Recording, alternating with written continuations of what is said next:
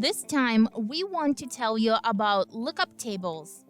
A lookup table, or an LUT, is an array that stores an input-output relationship for combinational logic. The outputs of the LUTs can be configured to any custom function, including the standard digital logic devices like AND, NAND, OR, etc.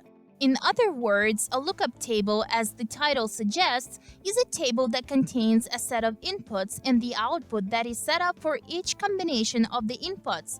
In the GreenPAK Designer, there are 2 to 4 inputs available for a lookup table.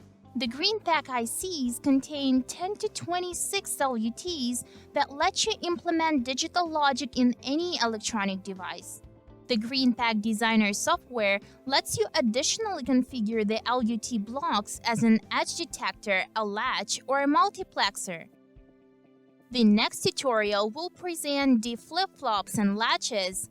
Want to try circuit designs on your own?